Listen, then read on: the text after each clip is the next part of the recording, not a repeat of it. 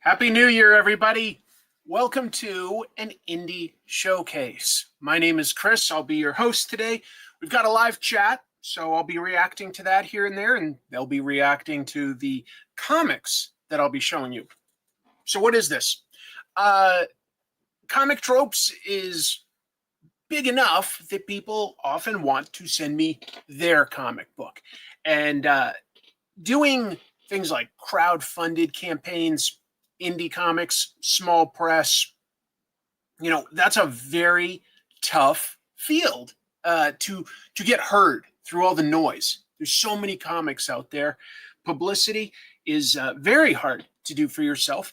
And I just figure the least I can do is I'm happy to have a P.O. box. The link for that is, the description box below has that P.O. box listed. So if you ever want to send something, either for me to just have or to highlight on a live stream like this, I'm happy to do that. This is basically just to try to give a voice to creators. And it's fun. It's fun. I love the passion of truly indie comics. I lived in DC for 10 years. And my favorite comic convention was one that's not far from there, that was in Maryland. It's called SPX, or Small Press Expo.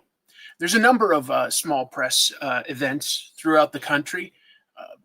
MoCA is a good one in DC. New York. Trying to think. I don't know. I wasn't thinking ahead, so I don't have them off the top of my head. But I love small press conventions. And I think it's because you really see two things exhibited there. One, you're going to see passion. You're always going to see passion because somebody is taking their time to put out a comic that isn't always necessarily being asked for. Now, once people see it, usually there's a good reaction. But I'm saying, they're taking that chance on themselves. There's usually passion involved, and passion often translates to interesting story ideas. The second thing I love about indie comics is people will experiment with different genres and different storytelling techniques and different art techniques that might not get an opportunity to be seen at, say, a Marvel or even an Image Comics, for that matter.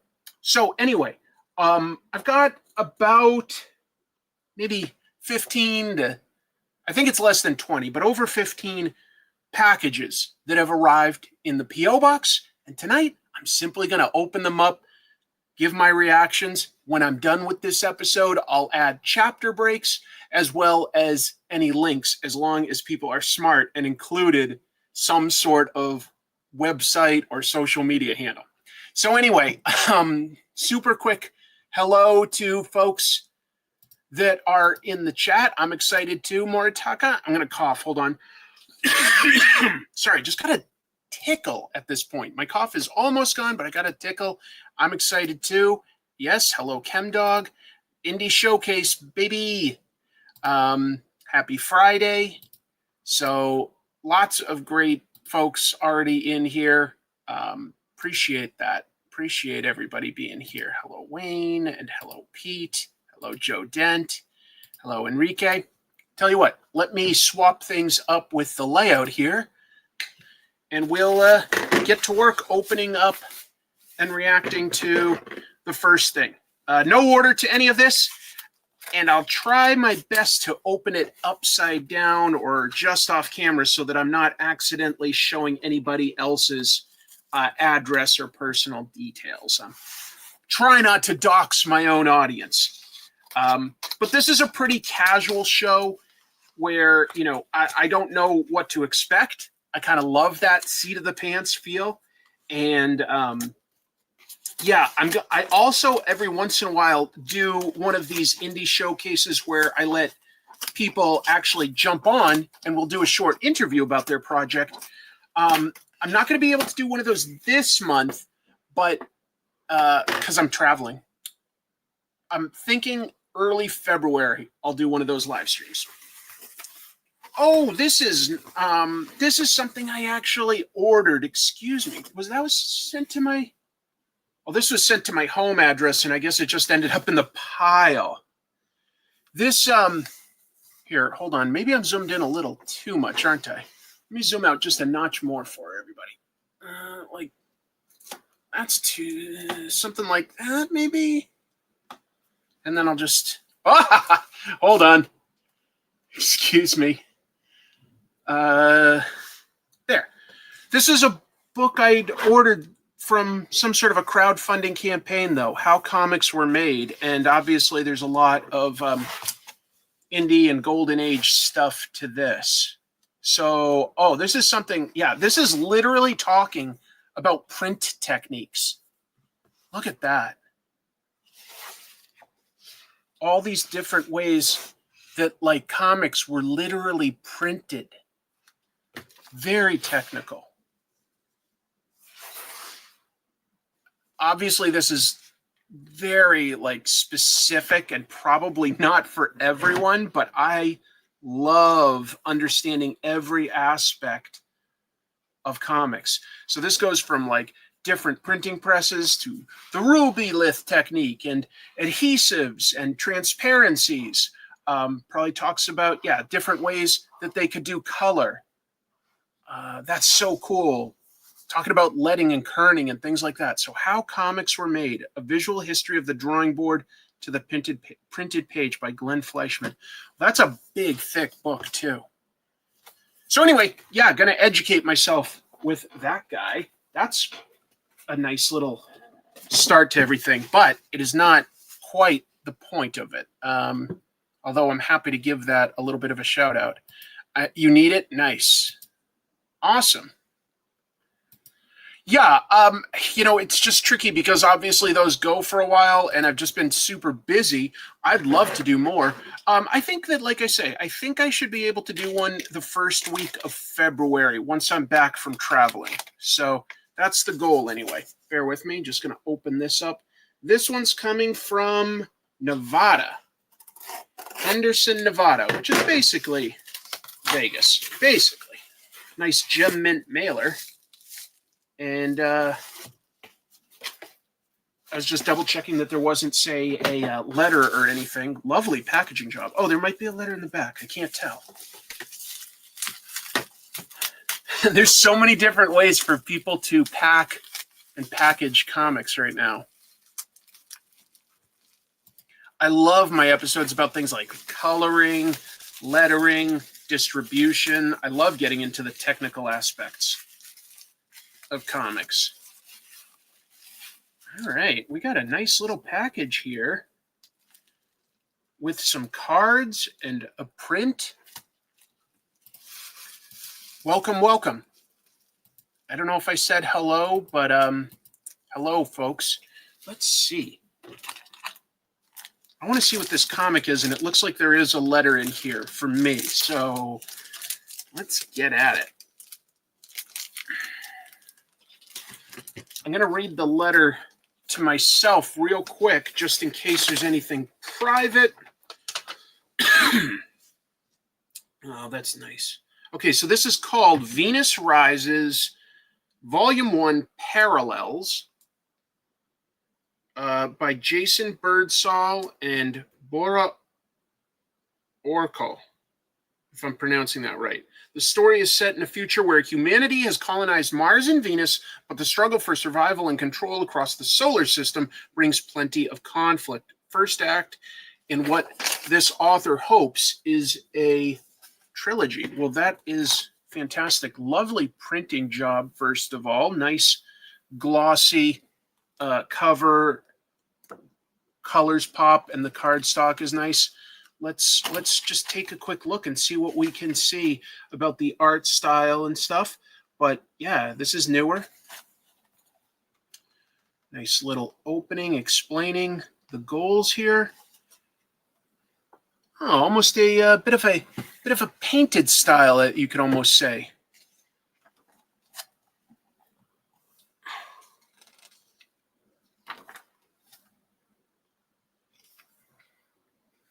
Wow, an actual timeline. This reminds me of how, like, Jonathan Hickman loves including, what do you call it? Like infographics and such. Yeah, that's That's a good idea, though.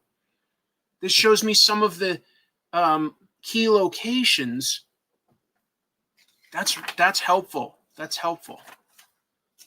Oh, all right. I like this art style. Good amount of like technical ability, but also some nice cartooning there to give people personality. Oh, is it actually? Oh, it's a mix of black and white and colors. How interesting. All right, so they're going to use the color to highlight what's important in this first chapter. That's good artwork. That's really nice, actually. Yeah. I think most people would find that appealing. A nice little package, exactly. I like sci-fi. I like the idea of humanity trying to expand and finding, no matter how far you go, we have the same challenges that we have right back here at home. Resources, how we treat each other, how things are going to work with government. Ooh, a little bit of sexiness mixed in the middle there. Hello. All right. Well, that makes sense though.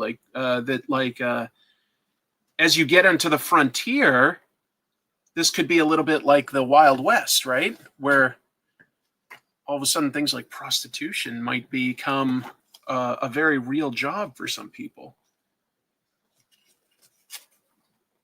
And then a nice back matter page with designs and gallery pinup pieces.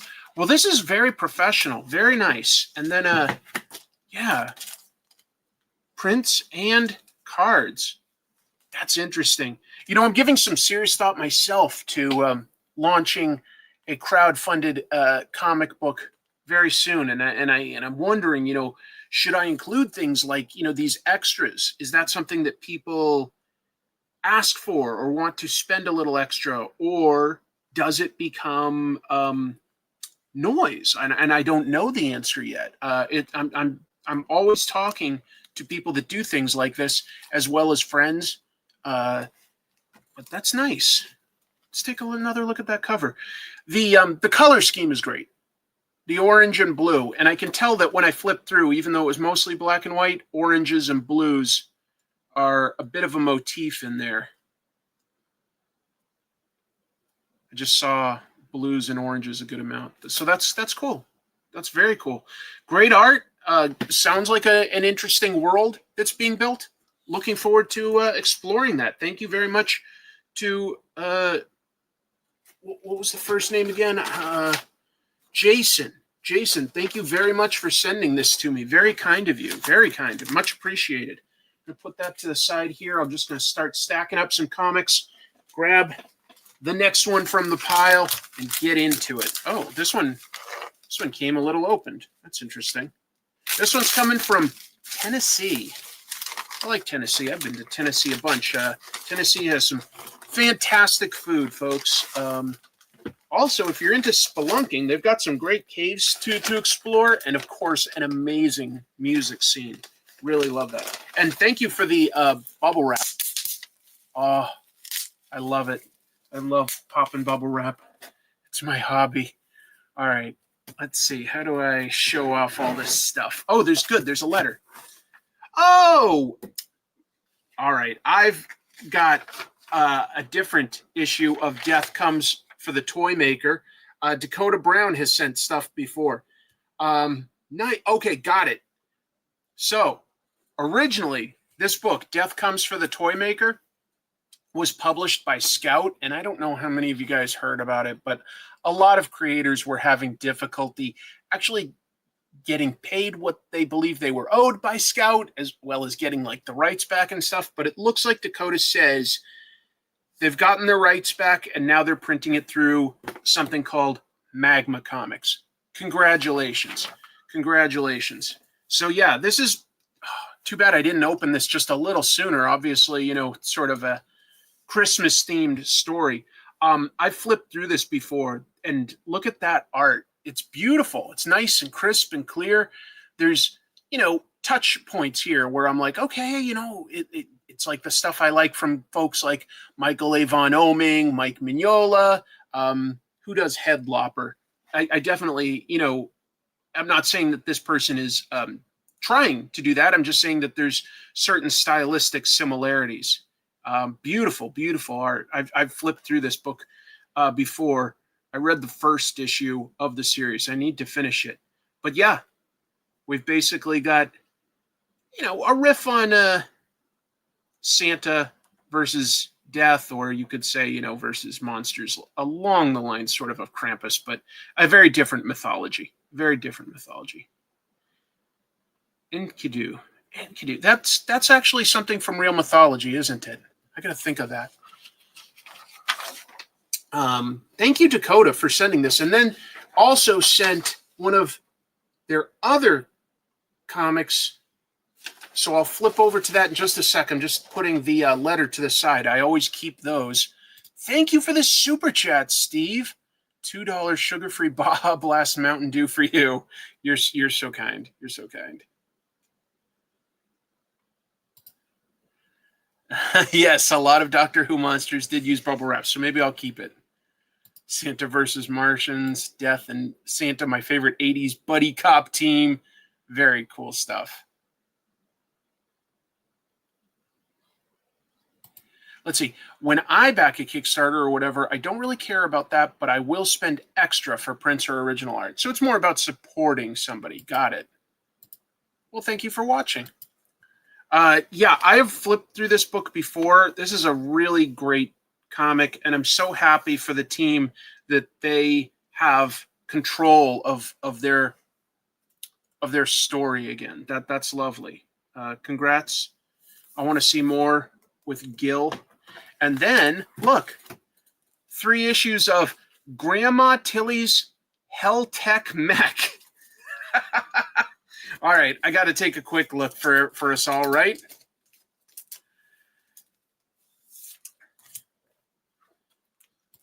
Yeah, I could. So I'll just say this. I am terrible about getting to the post office. It's why these episodes come out every 2 to 3 months. I'm terrible at finding extra time to get to the post office. Between doing a Comic Tropes episode and keeping up with my day job, it's really hard to fit in extra time. So the idea of mailing away extra copies and like the expense there, folks, I mean, I'm not doing a whole lot more than breaking even on YouTube, just to be clear, because, a little different than like, say, some channels, I don't, maybe you don't notice this or not, but I don't put in ads in the middle of episodes. I just tell YouTube not to do that. I only do a very small amount of sponsored things, and they have to be sort of related to comics. So I don't really sell much. So, and maybe I should, but I don't have the extra bandwidth, the extra time to do that. My cat's yelling.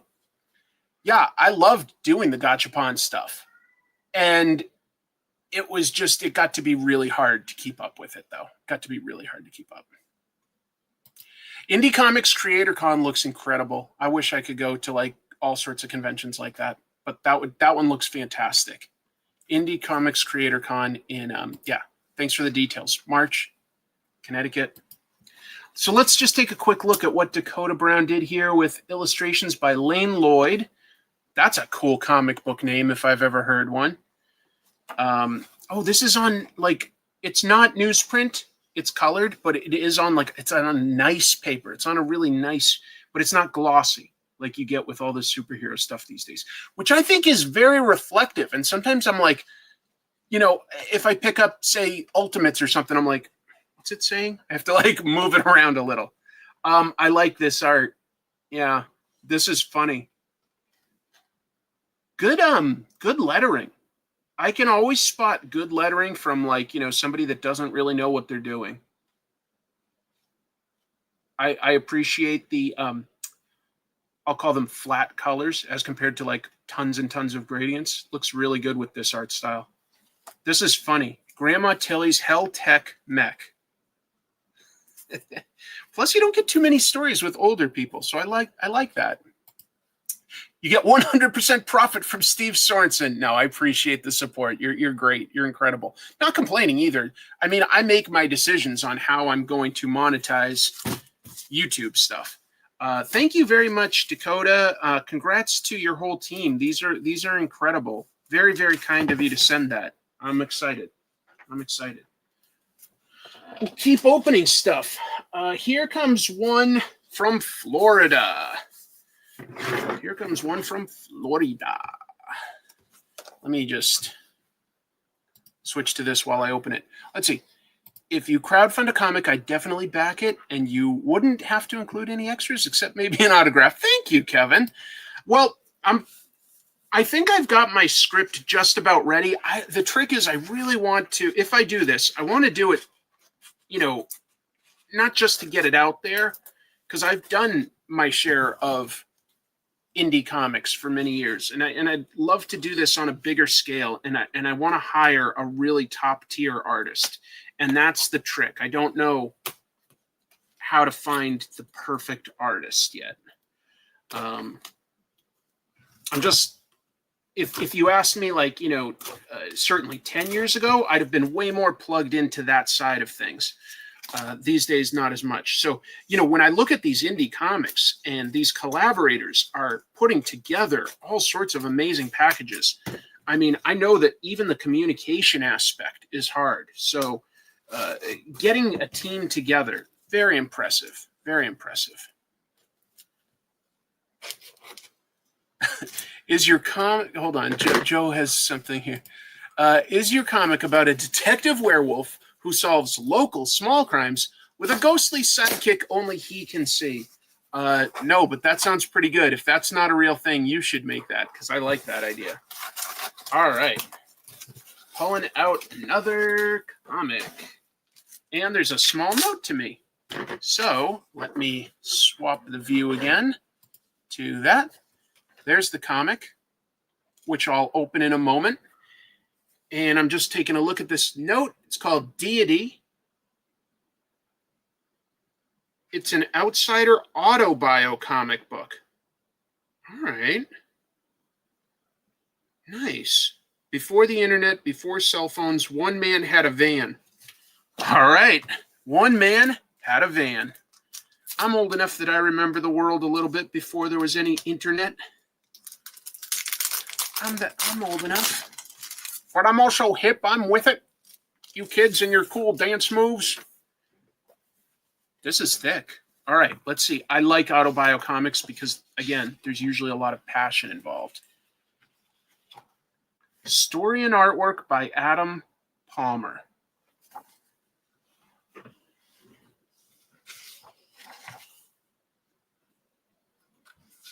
Before I react, I want to take a little bit of this in. I like hand-lettered stuff, so actually that appeals to me right off the bat. Interesting decisions here to go with, instead of like hard panel borders, make things a little bit more like a montage. It makes it feel like memories as compared to just like, this is exactly what happened. Portland, near Portland. All right. This is an impressive amount of work for sure.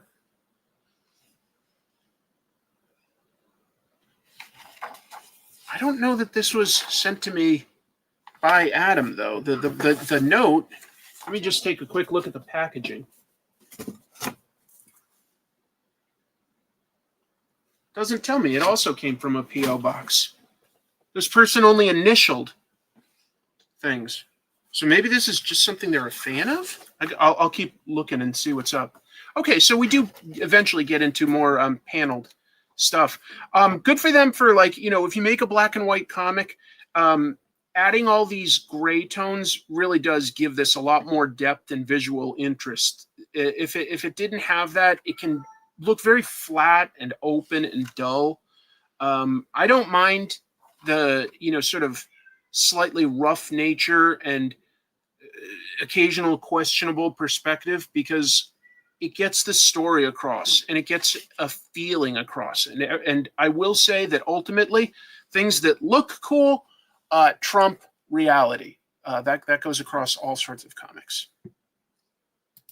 Chris is all in on van spec, and I'm talking full-size vans before they started making that minivan crap. Yeah, before they made that. You had a van. How about a comic about a person who gets a paper cut from opening a package, then starts developing package-based powers? That's me. I've got a huge package now.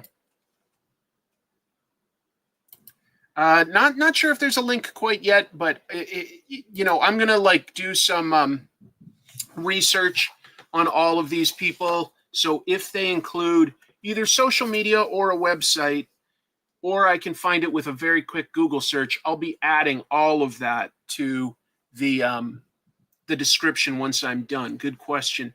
That's kind of cool that they included some pictures just to get across that these are real people. Well, I admire the passion there. I'm going to have to do some research. I mean, it's by something called Hundo Industries. I've got some names. So whatever I can find, folks, I will include on the in the description as soon as I finish up this. How many vans do I sell on average? If we include minivans, I don't know. I guess I probably sell like 2 or 3 a month. No, I'm not having anybody on the show tonight. I was saying earlier, this is just opening stuff that came into the P.O. box. And I think in February, the first week of February, I'm going to aim to do an invitation one where people can come on to talk about their indie, small press, crowdfunding campaign, whatever they got. Good question. Minivans, so a lot of people, when they shop for a vehicle, if they need something big, of course they want an SUV first. But if you've got a really big family or if you've got a smaller budget, there's a lot to like about minivans. They're more affordable than SUVs, and they're more comfortable. And you can still get something with fantastic reliability and comfort. And I think it makes a lot of sense.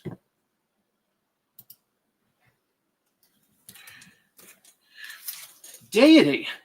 Very interesting. I feel like it's been a while since I got such an outsider, type of auto-bio comic specifically. All right, this one comes from Fargo, North Dakota. Oh, yeah. Not Fargo. That's the best impression I can do for Fargo. Okay. I already know that I'm going to like whatever this is because this looks really cool. I'm just looking real quick. There is a letter to me, and I'll show all of you what I got in 2 seconds. Let me take a quick look. That's a really nice letter.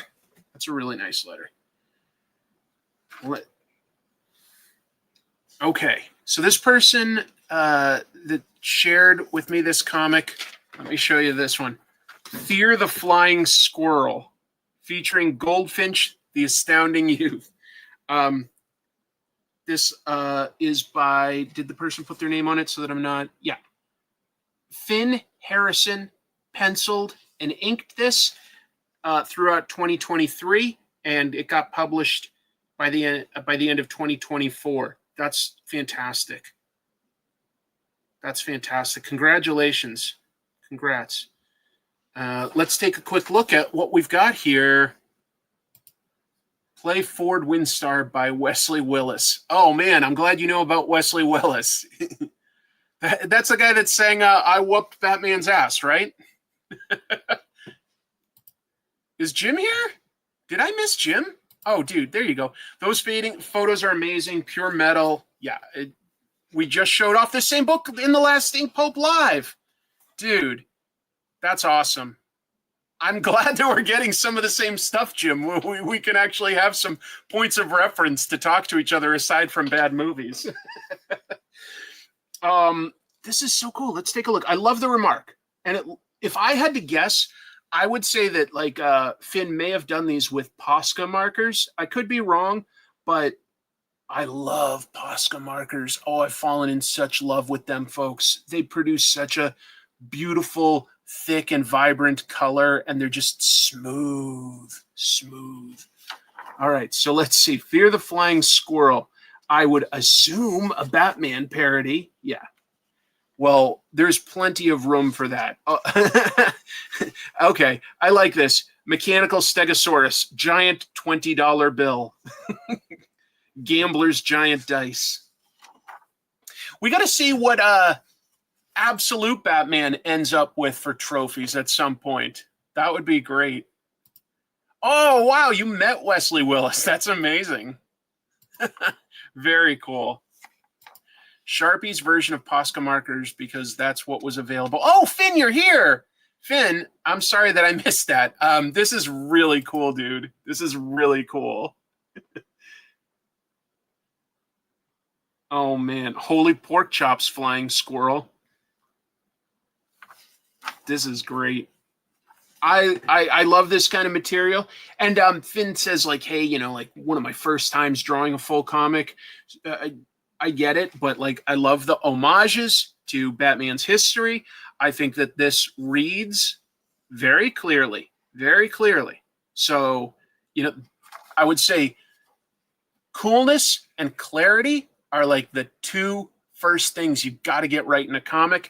And then all the technique can follow, you know, like getting perspectives right, getting the best compositions and stuff. But coolness and clarity, really, really important. Dude, thank you for sending it. Really, really kind of you. Oh, hold on. I love the action lettering in the bottom left. Love oversized. Yeah, totally. Let's see. Let's give credit to the team. Colored by Zero. Colored by Zero. That's in Japanese. I don't know Zero, but that's kind of cool. Doesn't say who did the letters. Well, we'll take a look and see who we can find for credits and stuff. This is also on, like, you know, a nice. This is a very different type of paper, folks. It's not quite glossy, but it's thicker than like a traditional piece of paper. It's a nice quality. Sketchbook. That's great. Look at all that. I love the extras. And I got a couple more things here from Finn. Let's see. We've got Gary the Bank Robber. Ooh, look at that. Yeah, if you're going to do, you know, like self-printed or something, you might as well make it like this dynamic, right? I think that that's a very dynamic cover. Again, like black and white with one color highlighting things. Ooh, I really like how this sets things up so that you can sort of see the whole environment and what this sequence of events is doing to the environment. That's very cool. Oh, Finn, did you send this to me before? Because this looks very familiar. Yeah, excuse me. No wonder I like this. I love car chases. You sent me something like this before. Right? I don't know. It looks familiar to me. Hold on. Trying to figure out. Oh, I get it. One last book to take a quick look at. There's some lovely comments in there. Looks like an old Detective Comics, and I think that that's to its advantage. Yes, you came on, and I pulled up like that page. Thank you. I knew it looked familiar. I'm bad at names. I recognize your name, but I'm bad at like connecting names, which makes my day job kind of hard. But anyway, Reliquarian. Did we discuss this? Yeah, we discussed this a little bit on the live stream. And it looks like Finn also did the letter. Yeah. I love this. I love crime comics. You definitely got the mood right off the bat. And like I say, coolness and clarity. And I'm seeing that here. October of 24. So that's pretty darn recent. Look at how strong these colors are. Oh, that really helps. I mean, the red against the green, like, I mean, I feel it. Like, I physically feel it. but what a fantastic color scheme to show the brutality of somebody getting attacked like that. Oh, wow. That is a beautiful splash page here. That is really, really nice. You know what? You know what's good about it? Okay, foreground, almost all blacked out, right? There's a little texture, and I like that. But this is great at showing me the foreground, a middle ground, and a background. That's important to, distinguish all three, and it gives it a real sense of depth. And you really, since it's a splash page on a rectangular shape, I really love how you use one of these sort of signs. Like, you're really taking full advantage of the verticality of this page. This is a really well compositioned page. Going like, this draws our eye down. It might as well be a red arrow pointing towards the character, the subject. We started a stormy sky and it just goes boom right down, and then we've got the details.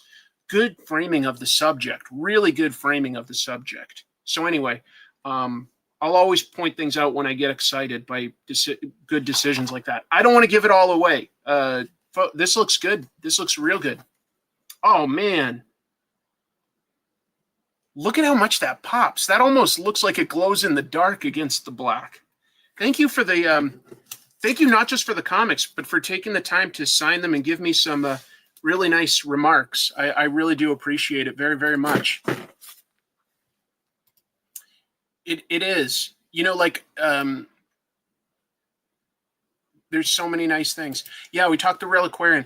I'll be honest. I thought I was going to be most excited about this, and obviously I was excited. But I love what you've done here, Finn. This is really strong.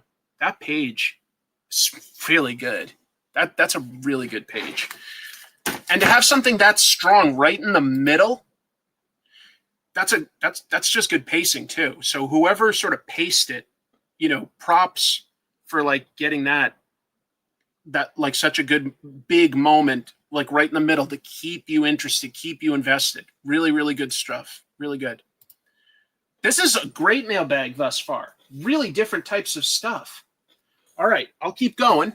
Let me swap to this while I open one. This is coming from Brooklyn. Brooklyn. I got a friend in Brooklyn.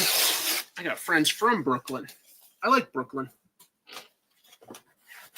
I don't love Brooklyn, but I like Brooklyn.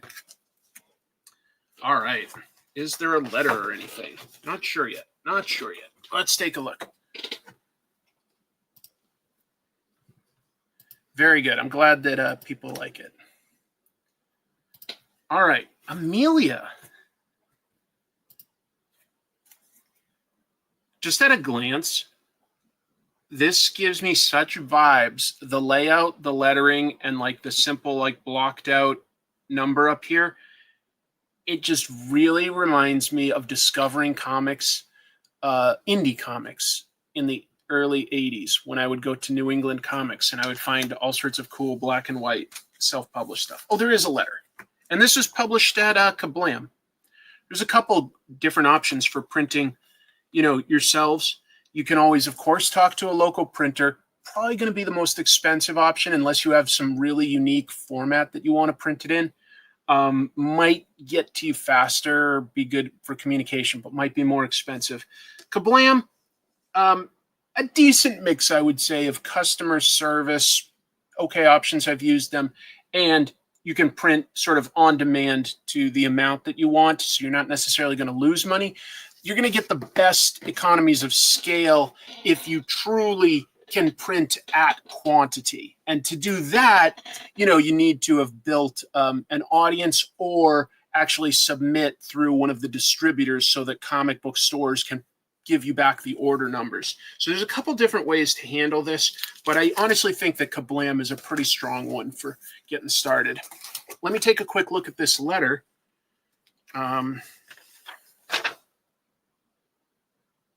Oh, very cool.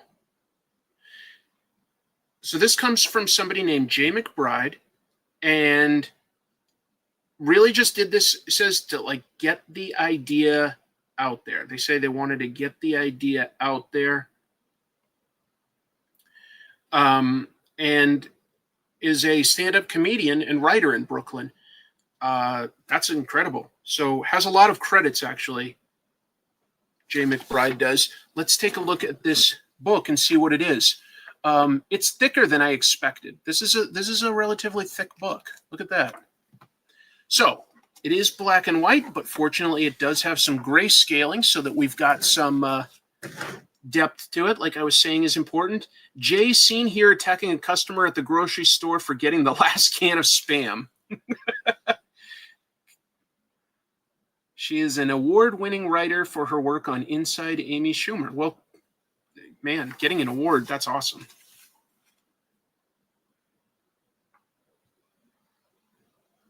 I'm just trying to get a sense of things first.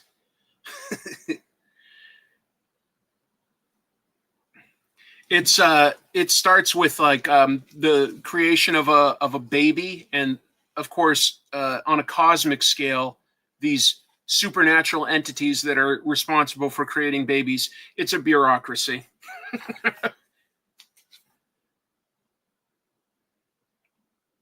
I'm pretty sure I need to read this a little more carefully, but I think that this is a story about a trans person. That is a super important community to me. I won't go into detail, but I do have a family member that's trans. Love them very much, and it's super important to me to support that at-risk community. This is cool. There's also some science stuff, and I can't get into it too long because I'm just like sort of trying to flip through and get a sense of it. But the dialogue is clever. It feels real. Let's see. In the dimension where we are studying, we receive TV waves from Earth called TBS from about 30 years ago. I should look for a Braves hat. The Turner Broadcasting Syndicate Service? I forget what TBS was for, but yeah, they were based in Atlanta. Oh man, I can't wait to read this. This looks cool. Yep. The nice thing about it, good dialogue. Congratulations, Jaye, on getting this published. Let's see. Sorry, hold on. I lost track of my mouse. Yeah, spendy, but you get what you pay for. I think that that's a fair assessment. I have a list of 50 printer services as a blog post on my website for comic makers to check out. The really huge comic book printer guide. Well, there we go. That's very helpful for people that might be watching this. That's great. That's great. Turner Broadcasting System. Thank you, ChemDog. Let's see. I just want to see if I got this right. I know you're excited about being a dad, but you can't be back here. Which one is yours? Well, it took me a while to pick one. I had to check his genitals first. It gets punched in the face. Well, it definitely is. This seems very personal for some reason. I don't know why yet. It just does. It strikes me as very personal. But I love, like I said, we looked at some autobio stuff today, and I like that. Happy birthday, Mimi. Well, I'm looking forward to discovering what Amelia is. Thank you so much, Jaye. Let's see. I'm just seeing what else Jaye said in the letter, if there's anything relevant that I can share with you about this comic. This is the first part of a series that I picture as being 3 graphic novels of approximately 150 pages each. So this is a big, big story.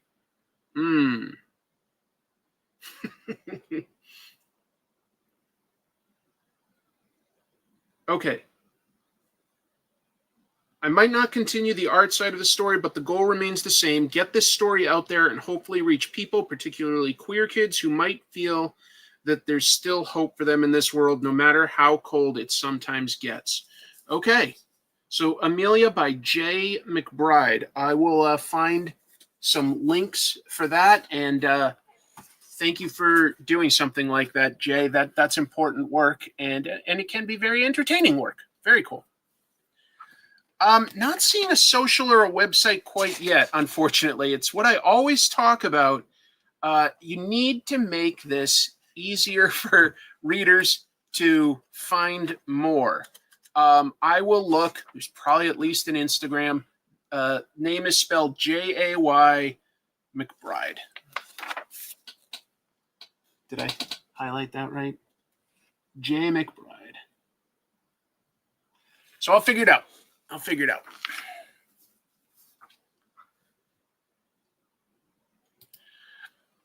Oh, yeah. Wesley the Robot, The Dark Ages, you got from Raw Comics Direct. They're from Northern California and do a great job.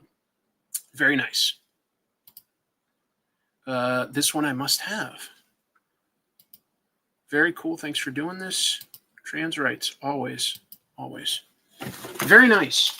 Let's see what else came in. I'm sure we're going to get something very different each time. Oh, this one's not from too far away from me. This comes from Portland, Oregon. Yes, Jaye McBride, the comedian. So I guess I take it by that reaction, you know who that is already. So I'm sure that there's some socials out there that I can find. That's why I wasn't worried. I was like, okay, if this person's like a stand-up comic and is written for TV, like I'm going to find something. All right. A lot of Gemini mailers, which I can reuse if I send some stuff out. Oh, you know what? Real quick. Last night, I sat in with my friend Dave from West Coast Davengers on his show where he does a claim sale for comics. And I put out 3 pieces of my original art for sale, and they all sold. So I was pretty excited.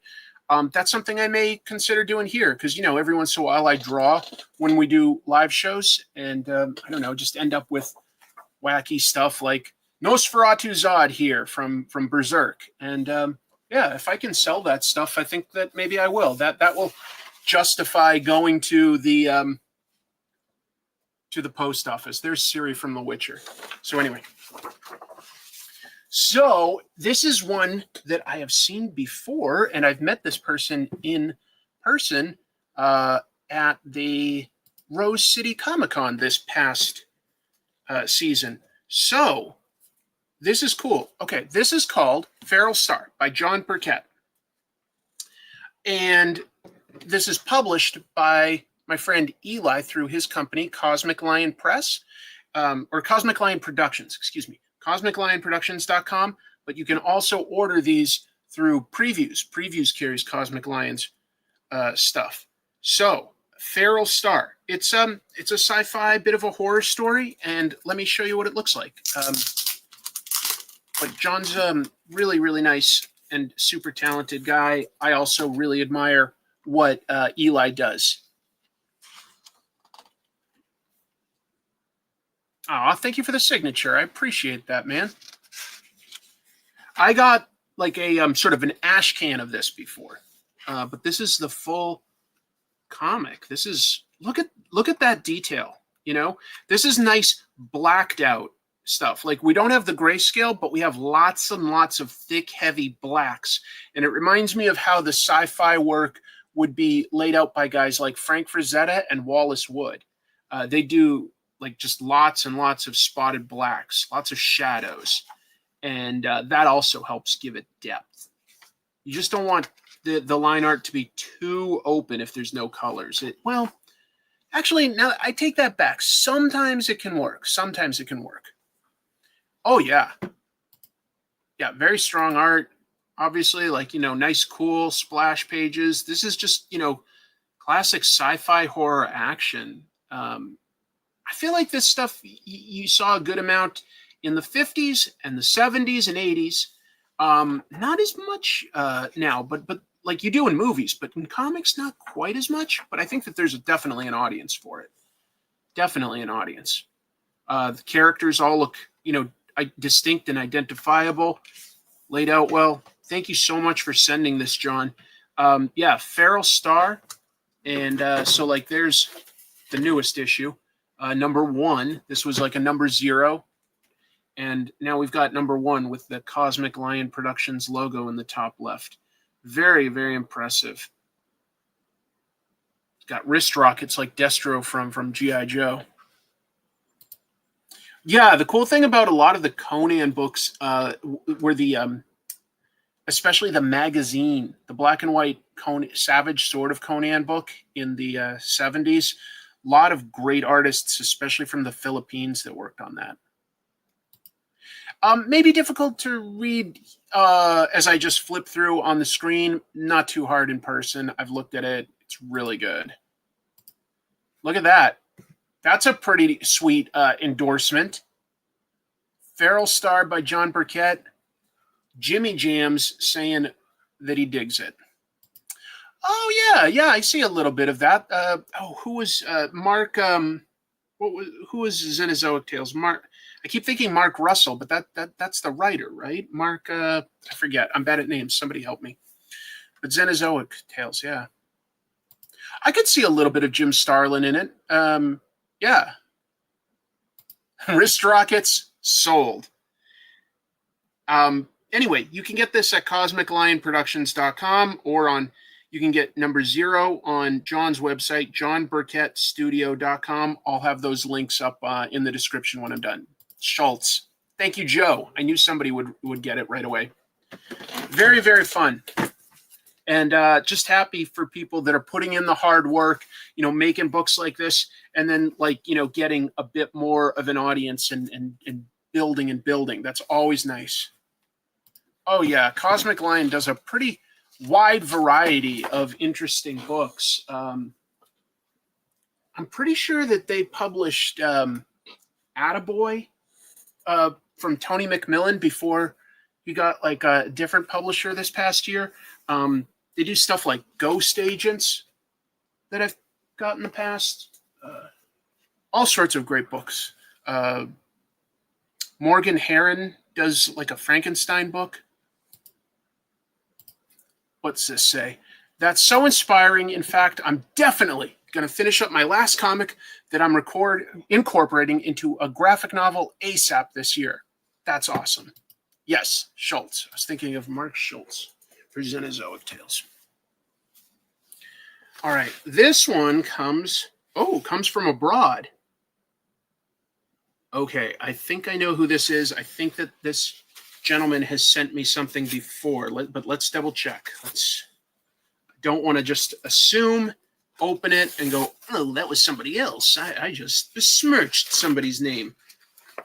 It's weird. This cardboard envelope just wants to tear itself apart. It just weird. All right. Yes. So this gentleman was on my live stream, that 7-hour indie showcase live stream I had several months ago, and I'll pull it up. This is Shane Chesby, who is a publisher over in England and does several books. This one, a Dracula sequel type book, is written by the ancestor of Bram Stoker, Dr. Stoker. So that's pretty cool. Dark Legacies is done with actress Claudia Christian. She's sort of behind that. We've got Hedrek. What was Hedrek about? It was sort of like, I think, a little bit like a BPRD or something. I got to open it back up and remember. So I got 3 issues of that. And is this a print? Let me double check what this is. I didn't know that Chris Columbus helped produce Nosferatu, but I did like it. Hey, Razor Ramen, thank you. Yeah, thank you very much. Oh, good. Wait. No, I thought it was a letter to me. Certificate of Death. Ooh, what a cool extra. It's just got an old-fashioned 1912 death certificate for a fictional character. That's actually a cool little extra. I like that idea quite a bit because it fits. It almost becomes a real prop for the story. Let's open these up real quick, and I'll just give you guys a sense of what we've got here. Hedrek. Oh, taped on the front. I had a good time too. Thank you so much for featuring me, Dave. Thank you to Razor Ramen for buying some of my art. Like, just really, really nice. Did I say ancestor instead of descendant? I did mean that. Yes. Thank you for the correction. Hold on, I dropped one of the cards that came in this. You know, I have to say, if you're going to include things like cards, I love thematic things like this, you know, playing card, tarot card, you know, things like that that are thematic. I like those ideas. Written by Lawrence Allison, illustrated by Adam Jakes, Damian Edwardson, Stephen Austin, Paul McCaffrey. And, oh, yeah, we did take a look at a little bit of this art when he was online. Very realistic, obviously, but I love the composition for each of these. Really taking advantage of the negative space in a clever way. Here's a different artist. Or is it the different artist? Yeah, it's a different artist, but that looks nice. This is an example of like when grayscale can like really benefit a panel. Dark stuff. Very professional. Very cool. I like it. Ooh, and that reminds me almost, it's not exactly the same art style, but it reminds me of all the guys that were working on Swamp Thing in the 80s, like, you know, Total Ben and stuff. Ooh. Nice, nice, nice. So that's some of Hedrek. We'll take a quick look at Claudia Christian's Dark Legacies, and I'm pretty sure that this cover is by a favorite artist of mine, Stas Johnson. Let's take a look, because I'll tell you, if I could get somebody like Stas Johnson, for instance, to draw my horror story, that would be perfect. But let me double check if I'm right there. I just know his work, and that looks like his work to me. Do we have a cover credit?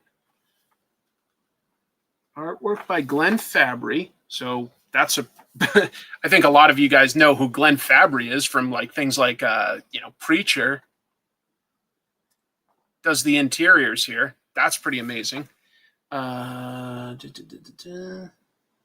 Character models. Claudia Christian, Bruce Boxleitner, Patricia Tallman, and Peter Jurassic. Cover art by Stas Johnson. I knew I recognized his artwork. I'm happy that I did. And he's doing a deliberate like retro style there, but that's great. And then Glenn Fabry inside. So yeah, Shane obviously hires some really incredible pros to work on this stuff. No question, that looks good. And then let's just take a quick look real quick. How cool is the idea, folks, of additional Dracula stories by a descendant of the real Bram Stoker? Just feels surreal to me that that's a thing that's happening when you consider how old Bram Stoker's novel is. Cult of the White Worm, Chapter 2, based on Bram Stoker, created by Dacre Stoker and Chris McCauley. Artwork by Chris Geary. Chris Geary has done a bunch of great stuff. I want to say he has done stuff with Rebellion, 2000 AD, but I could be wrong on that one. But I think I recognize this stuff. Oh, man. I love it. I love Dracula and vampires in general. That's so cool. More Dracula by the Stokers. Thank you very much, Shane. I very much appreciate these comics. I love it. Oops, I dropped a card. Let me pick that up.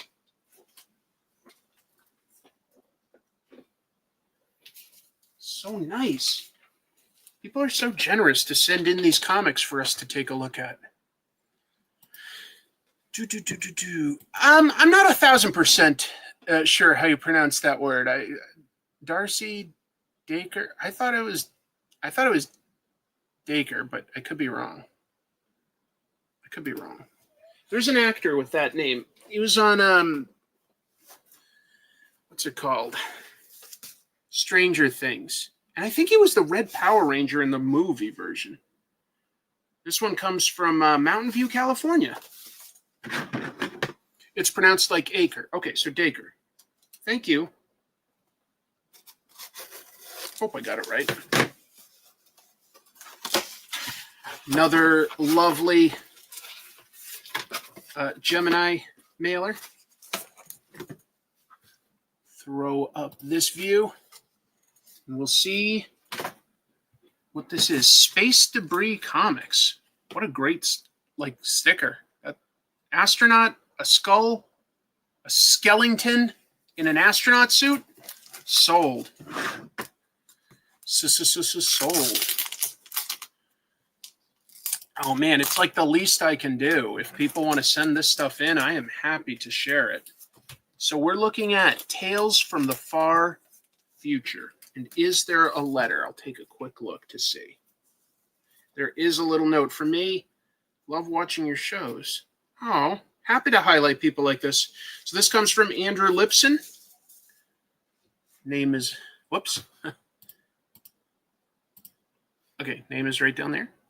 And let us all take a peeky at the artsy wartsy, fartsy dartsy. I'm gonna shartsy. Space Debris Comics. I'm predicting horror. Is that crazy? Necrodroid. I like when people include a recap of what's happened before. You know, if I'm already reading it, maybe I don't need that. But if I haven't read it in a while or something like that, I like little flashbacks like this. I love, this is almost like a watercolor or an ink wash type of coloring on this. But that definitely suits it suits the tone. Suits the tone. I like this.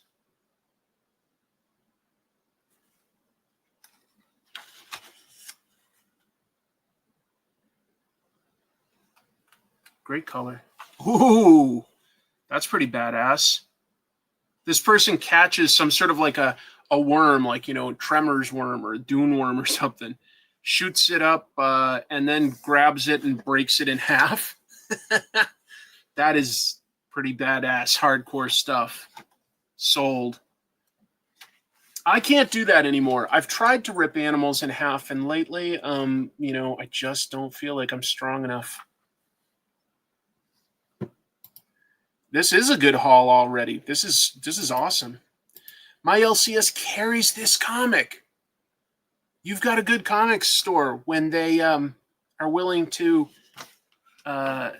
feature more indie work and small press, because this is the kind of stuff that catches people's imaginations.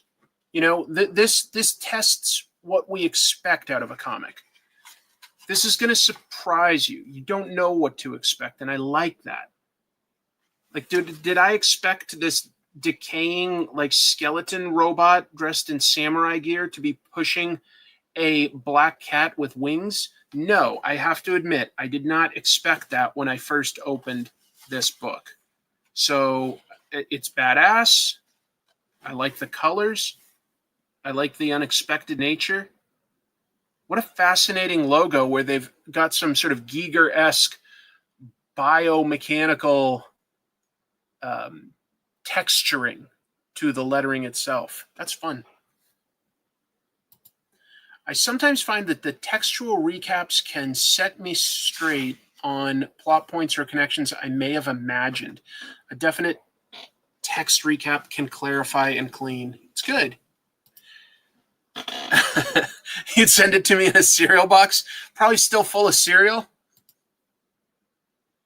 Oh yeah, is that by Enki Bilal? Is that who I'm thinking of, Jenny? I could see a little bit of that. Thank you very much, Andrew Lipson. Tales from the Far Future logo created by Jaye Vischer. Very cool.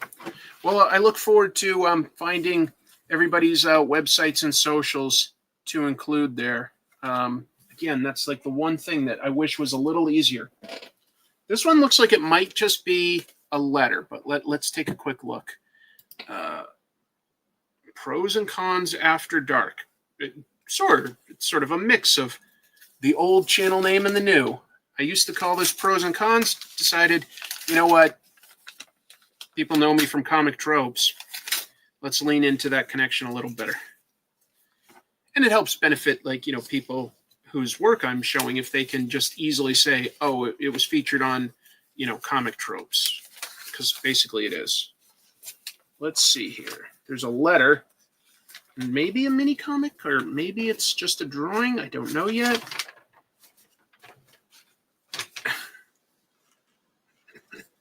This is funny. I'll show it to you guys. And there's a letter that I'm going to read. Bear with me. It's a funny drawing. This is the home for retired heroes and villains. Ow, damn arthritis. Anybody seen my dentures? Poisoned, chattery teeth. And it looks like Batman's dropping a dead bat.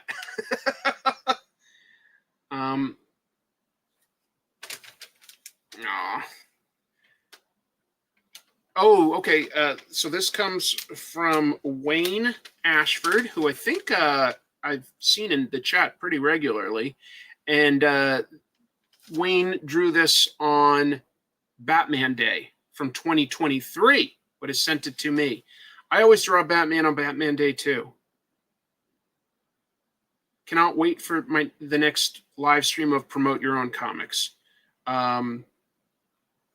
Sorry that you had to deal with the hurricane, but thank you very much for the original art. And that's just incredibly kind. And it's funny too. It's legit funny. Hello. I like that. I got to think of where to put it. Where to put some original art that was sent to me. Well, right now I'll put it with some of my original art over here, just so that I don't misplace it. Thank you very much, Wayne. Very, very much appreciated. Oh, is he dropping his Batarang? That makes a lot more sense. That's all it is. Yes, because he's got arthritis. I thought he was dropping a dead bat. Yes, he's dropping his Batarang. That makes a lot more sense. This one comes somewhat locally. This is from Washington, just a little to the north of me, but don't know what to expect. Mini comic, maybe? Or a print? Cards? There's a letter. That helps. This might decipher a few things.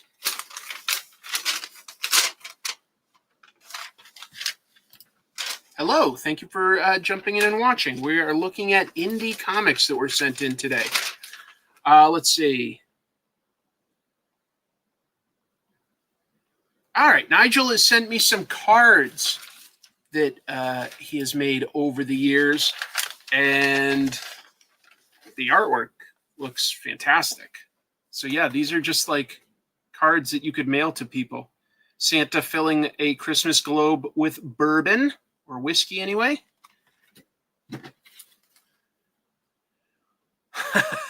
Showdown, an Old West showdown between Santa and the Easter Bunny. This is some great artwork, right? This is really strong. We've got Santa just absolutely mowing down the competition on the gridiron, including the referee.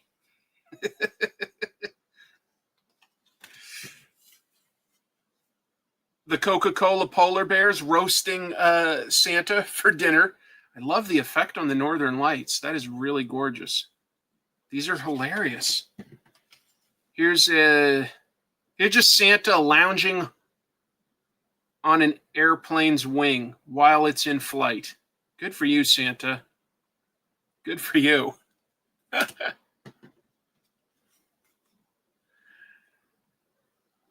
Santa taking the sleigh through what kind of racing cars are these called again? Is that F1? I don't watch a lot of racing, but that's dynamic as hell. I guess that's where you've got the sharpest picture. That's great. Oh, what if there was a sort of kaiju version of Santa versus Easter Bunny? They might cause a little bit of devastation, I think. Yeah, it is F1. Good. I'm glad I got that right. Thank you, folks. And finally, Santa apparently is an enforcer. That's his role on the North Poles. Wow, Nigel. Beautiful artwork. This painted one might be my favorite, actually. I just kind of love it. But these are all fantastic.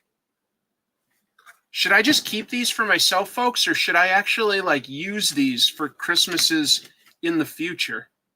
I can't decide. These are all great Christmas cards.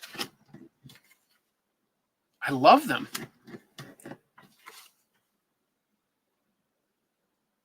A lot of great attention to detail. And yet it's dynamic. Look at that pose. That's so good. You can tell that that isn't just like traced from something, you know? That is somebody using their imagination. Wow. These are gorgeous. This is what is so fun about opening these packages. I get such different stuff. You don't know what to expect. It's incredible. It's so kind too.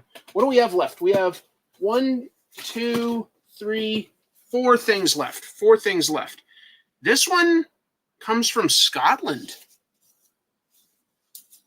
Getting a bit of an international flair tonight. Enforcer Santa stands out. Use them for people who will actually keep and cherish them. Maybe. All right. There is a letter. I always appreciate getting a letter, and then I'll pull up the view of both.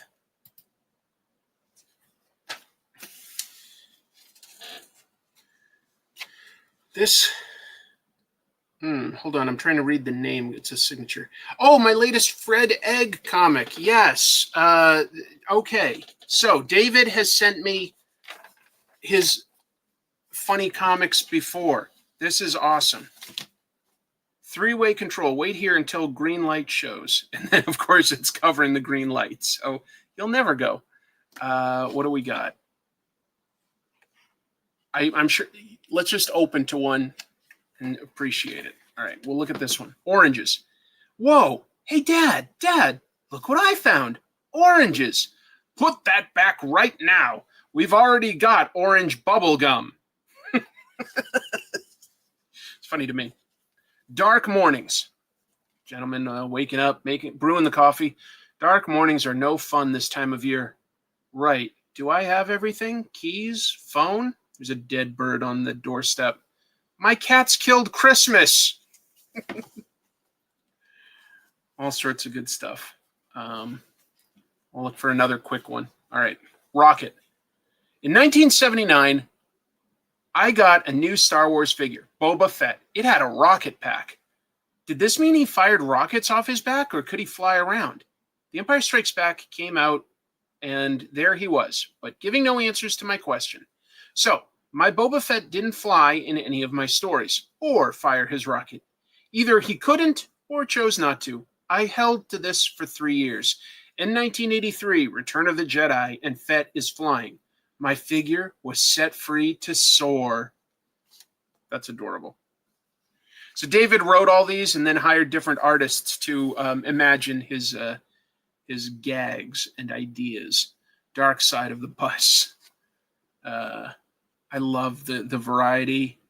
Mystery shopping. How much? No cash. Card or phone only. Beep F3. What? Wait.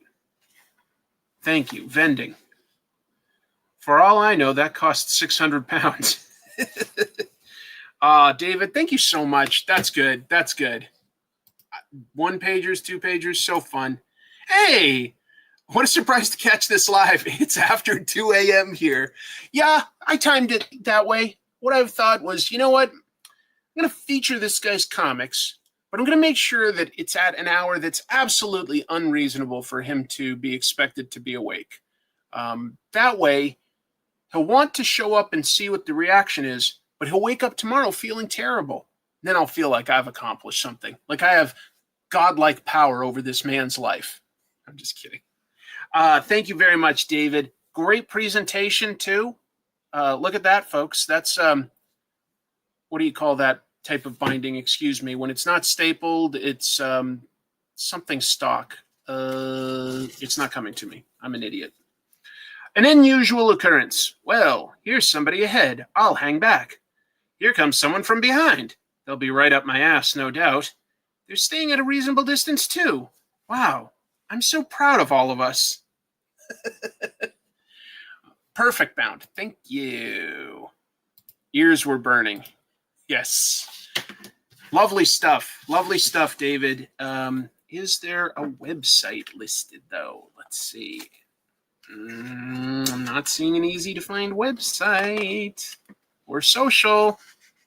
Wait, hold on. That comic smell. Okay, there's something. There's an ad for That Comic Smell. I'll look into it. Yeah, I could see that. I mean, Harvey Picard also used all sorts of different artists to make sure that his vision was getting implemented. He just used whoever he could find that was available.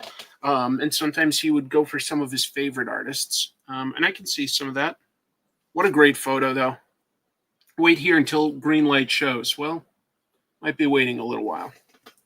Beautiful book. Beautiful. All right, we got 3 more left. 3 more. This one comes from Massachusetts. That's where I grew up. Haven't been there in a while. I would like to. My family all lives out there.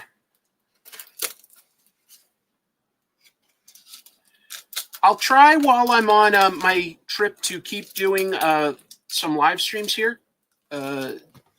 Like the, for instance, I won't be able to necessarily do this kind of a thing, but what I could do is still do my weekly recap of news.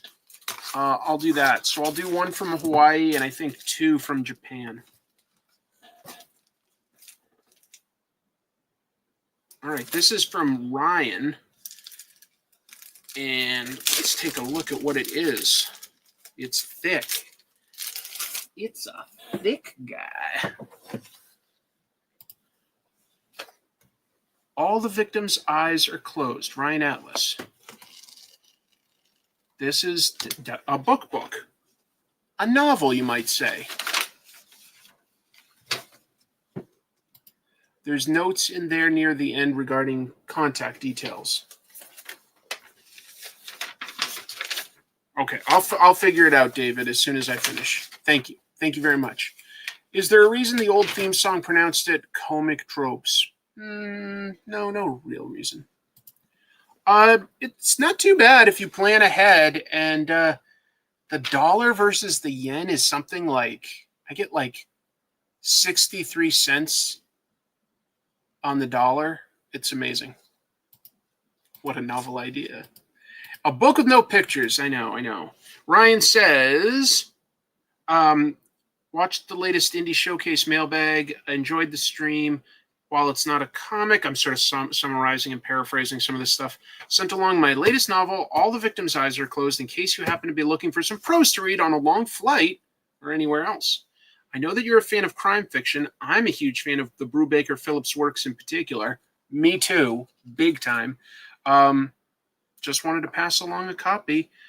And this person's reading Manu Larsenet's The Road adaptation, which was a recommendation I gave recently. And that's cool that you're checking that out. Thank you very much. Ted is a 40-something accountant for a software company who spends his days chasing clients for unpaid bills. His beautiful wife, Kate, is newly pregnant with their second child and is worried about her career as a successful marketing executive. I've been there. They're both facing the reality of becoming parents again, while their teenage daughter, Sam, is getting ready to head off to college. All of those concerns are suddenly upended when Ted awakens one morning to a news report that his Aunt Betty has been brutally murdered in her own home, sparking memories of his own outlaw past, along with the trauma of his parents' violent deaths. Ted knows that some things can't be left behind. And then he's going to connect with some of his criminal friends to figure out what happened. Ooh, that sounds very personal and cool. Thank you, Ryan. Let's see. I don't know if I could ever write a novel. That's just really impressive. 189 pages. Very big. Wow. Thank you. That's really unique. I love it. What a cool evening.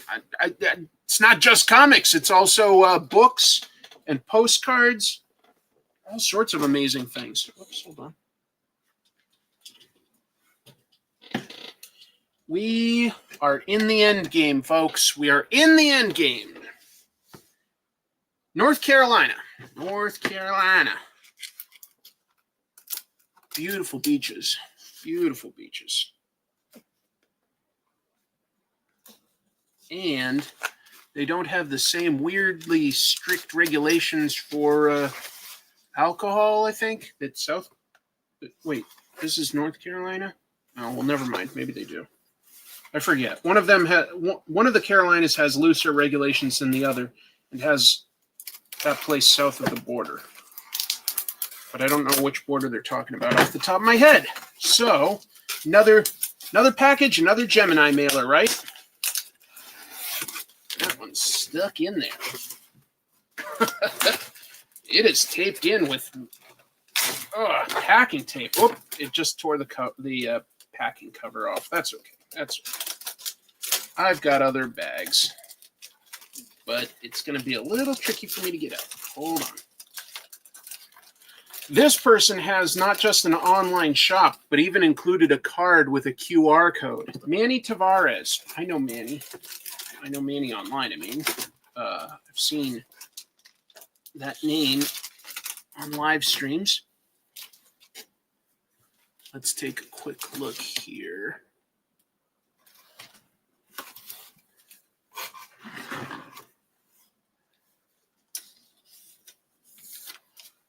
Our online shop, mouthbreathersguild.com.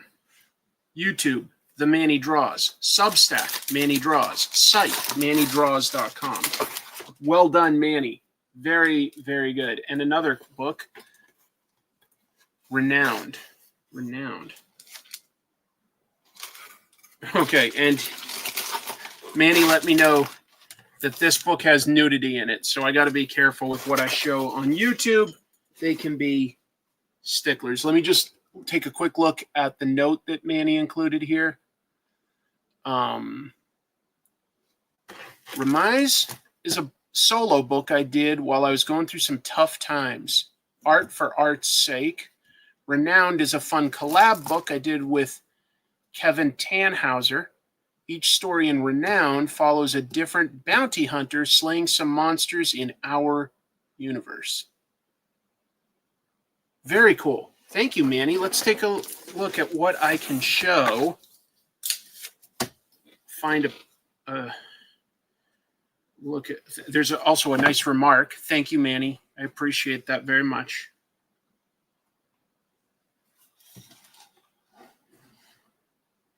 Look at that. Reminds me a little of my friend Tony Moore, how he draws certain things. Just a little bit. Good dynamic poses, nice compositions, badass action. Look at that. Don't need to waste too much space on words when the actions can speak for itself. I like that. Good monster stuff. I like it. I like it a lot. Let's take a look at Renowned real quick. But yeah, art for art's sake is totally cool with me. Ooh, this one's colored. Okay. Flatters, Jesse Ponce and Philip Yang. Otherwise, yeah. Ooh, wow. This is really thick paper, but it's nice. It's real nice. Good detail, totally. Yup.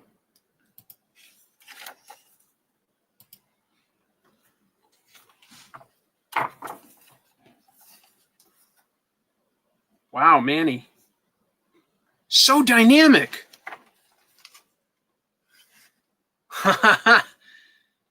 When there's huge monsters like this, I mean, I think of like, and there's this kind of detail, you know, I think of like Nick Pitara, I think of James Heron. Like, these are good touch points. So I'm not saying that you're trying to do the same thing. I just, it reminds me of like what I like from them. Oh man, I love this robot design where his chest is a face. I like that. I like that a lot. It's good design. Wow. All sorts of like links and socials in the back. That is very well done. Very impressive. Thank you so much, Manny, for sending me 2 of your comics. These are great. And yeah, this art for art's sake, black and white stuff is badass. Maybe a little like reminder of stuff like Berserk and stuff in there. Look at the detail for the black and white book. I can definitely see some passion here. I can see a lot of passion. Let me find some just nice. Yeah, I get it, man. I love it. Thank you very much. These are beautiful. I'll be sure to include the links as soon as I work on the description. And I have one last one from Jersey. One last one from Jersey, and then I will get back to working on comic tropes. If you guys are curious, the next episode is going to be about Frank Frazetta. So it won't be ready this weekend, but I'm pretty sure I can have it ready by next weekend. Still just got a lot of work to do on it. But it's going well. Just an amazing artist. Really, really incredible. Influential in so many ways. And a lot of people forget that he did a lot of great comic stuff because he's so well known for his paintings. Having a little trouble getting into this one. Hold on. Well, wait a minute. Is that the opening? Yeah, that's the opening.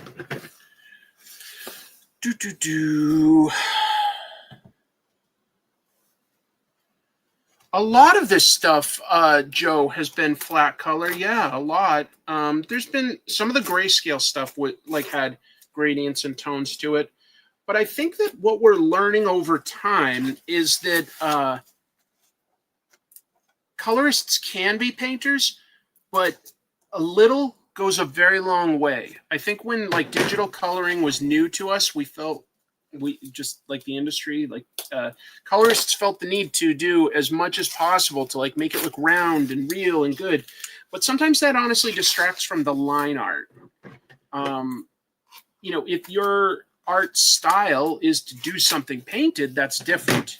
But just something that I think we're learning, that like a little bit of flat color goes a long way with highlighting good art. All right, so also in some bubble wrap. That's fun. Last book here. All right.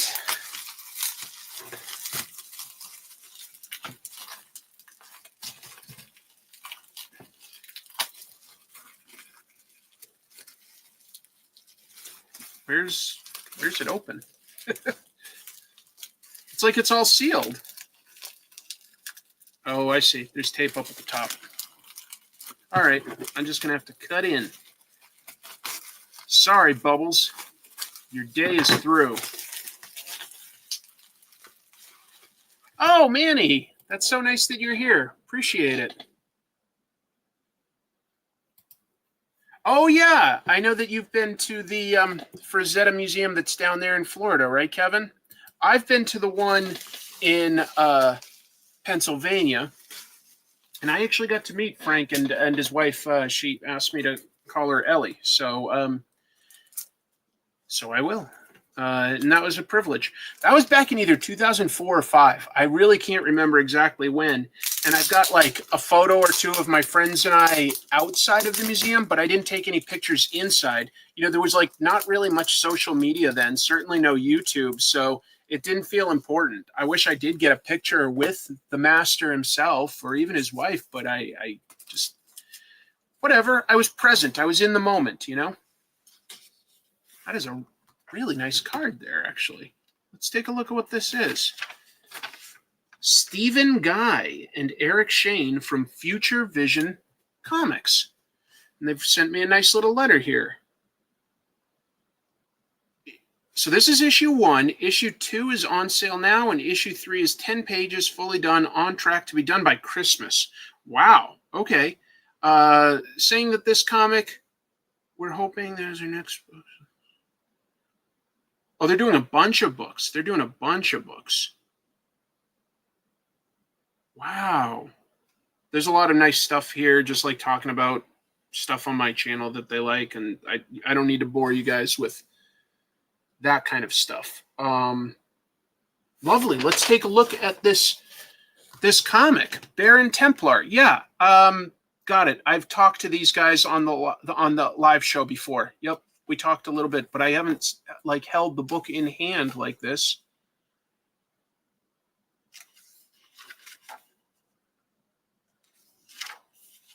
A sci-fi book of, like, you know, sort of hidden mysteries and stuff like that. Look, these guys said that they're like brothers, I believe, the writer and artist. They just get along really well. And yeah, they've created their own supernatural knight superhero. That's great. Ooh, that's quite a bit of dialogue. But I guess sometimes you just got to get it out. So this is the info dump page. I totally understand. Look at how great this character is. This sidekick that's basically a glowing egg with a robot suit. That's cool. That's very cool. Great production on this, guys. Boy, they're cranking it out. So, you know, they're passionate. Oh, here's another printer, Comics Wellspring. That's a different way you could, like, do your books. I've heard about them. I've never used them. Oh, I like that splash page. That's a good splash page. Those are cool designs. We've got a Minotaur type guy, and we've got definitely like a modern knight guy that isn't like too weighed down. Some sort of like weirdos in the back. All sorts of weirdos in the back, actually. What did I just read? Aliens, magic, medieval lore, evil corporations in one book? The answer is yes. Dudes, no problem. I love it when you can merge together different genres and create something cool. So the main hero, Baron Templar, we've got Merlin, we've got Cygnus, the egg, and all sorts of different designs for their allies, enemies, and locations and materials. Good for you guys. I think that the lore of, you know, King Arthur and the Round Table is always fertile ground to be exploited. It connects with us for quite a reason. I remember this one.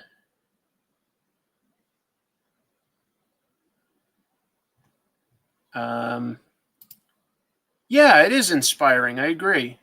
Love the shadows. Let's find a good example of that. But I like the background stuff that they've done there on that area in particular. Oh, that's a nice spread. Huh? Look at that. Good job. Wow. This is inspiring. This is inspiring. Boy, so much hard work. So much hard work, so much passion. I adore it. Thank you, first of all, to everybody who took the time to send in a comic to me. I mean, who am I to just get free stuff, right? But I appreciate it. And what I'll do is in a moment when I wrap this up, I will go back and put in links and chapters so that people can jump around and hopefully discover some cool new things. This is so generous. So many comics tonight. So I don't even know what to say. Yeah, I'm a little bit speechless. I didn't expect to get so much tonight. I'm just trying to just without the packaging. If I just hold up the comics that I got tonight. Look at all of that. Look at it all. Would you just look at it? It's very impressive. Folks, if you think you've got a great idea, the only way you're really going to like get it into people's hands is to put in the work that all of these people did and get a version of it out. That's the first step. And I promise, once you get it out, it's going to open doors. You're going to find other collaborators, you're going to find other audience members, and you're going to find out ways to make your next story even better. So don't just like say, I've got one idea, I'm going to hold on to it until I can get it out just right, just perfect. And like, I'm going to hire a writer to get my story out, or I'm going to hire, an artist to draw my story. I mean, yeah, I guess if you're going to hire them, great. If you need to do it yourself, do it, because you're just getting a version of it out and you're getting the ball rolling. But you got to get it done, and that's what all of these people have accomplished. So inspiring to see this. And I love a couple genres that I don't get to see represented most days at a comic book store. I like autobiographical comics. I like funny comics. You don't always get those two things. We're starting to get more horror, maybe a little crime, certainly sci-fi. There's always superhero stuff.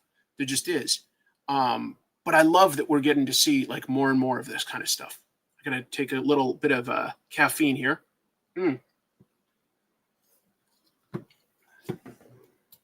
Oh, I appreciate like what you've done, Manny. Really great. I hope that like doing something like this allows people to discover a comic that they might like, or inspires them artistically to do something and get it out there to see like anybody can do this. There's a very low barrier to entry to make a comic book. Some of these were self-printed, some of them self-published, some of them maybe published at, a small press publisher or crowdfunded. It's pretty cool. A yearly comics yard sale. That would be fun. Yeah, just incredible. I agree. Just really cool. I hope it's inspiring. If you are one of the people that like sent in a comic, thank you. And if it helps you at all, feel free to just go nuts. You can clip this stuff and reuse it. You can quote it. Anything I've said, it's all fair game. I just want you to know that if it helps at all. Just want you to know that it's totally fair game. Otherwise, I'm going to get back to work producing some more comic book analysis content, and you can see that on my channel, Comic Tropes. If you haven't, I would love it if you could hit things like and subscribe and leave a comment, especially if you're seeing this after it's been live. That stuff really helps with the algorithm, pushes this kind of content out to new people, and helps other people discover all sorts of different, indie and new comics. Thank you, everybody. I'll see you very soon. Probably about a month. I'll do one of these live with some guests. Not sure exactly when yet because I got to work out some travel stuff. But when I'm back, that's what we'll do. And until I see you next time, keep reading comics. Thanks, everybody. Appreciate you being here. Bye.